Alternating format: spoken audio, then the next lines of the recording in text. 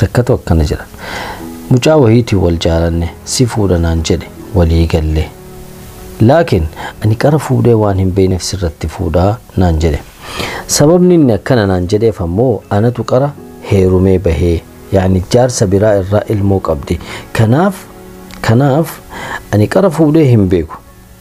ati ammoo heerumtee ilmallee qabda ani ammoo qara fuudhee waan hin beekneef fuudhu ta biraa sirratti fuudhaa jedhee ammarraa itti hime maal naa wayyaa maal godhaa maal naa dhamtaa jetti ani osoo yaada kiyya isitti himin dura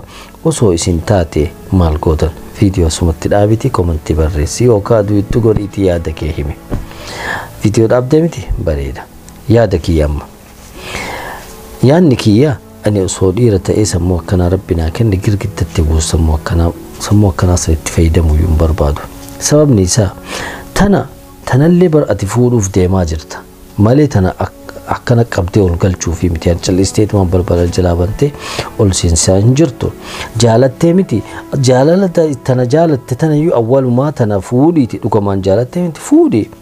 heerumanii bahuun kun yaani carraadha yumkin ati dhibba fuutee dhibbaanuu walii galuu dhabuu dandeetta fuudhi jaalattee miti fuudhi manaan ga'e yumkin taate amma sirratti fuudha jettee dubbattu tun dubartoota addunyaarra jirtu hundaa si caaluu dandeetti dubartoota addunyaarra jirtu hundaa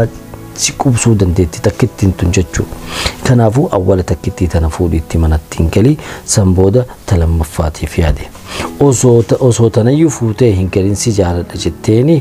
osoo fuutee manattiin hin galin ta biraa sirratti fuudhaa baraani qara waan fuudhee hin beekne qara fuutee hin beekne si fuudhuudhaaf deemaa jirta fuudhii ilaale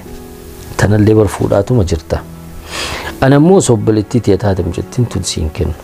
osoo addunyaa matan irrayyuu dhiirri biraa jiraachuu baate obboleettii tee tana siin kennu dhaabattee manatti haaftu malee ammoo ati obboleettii tee wanni ati beekuu qabdu rabbiin ka kana si hiire ka kana caalaallee si hiruu danda'a kun yaada kiyya ammoo yaada kiyyaani mirga kiyya waan fedhe dubbachuun mirga kiyya yaada natti dhagahame kennu kun yaada natti dhagahame si himaa jira sirrii ta'uu danda'a sirrii ta'uu dhabuu danda'a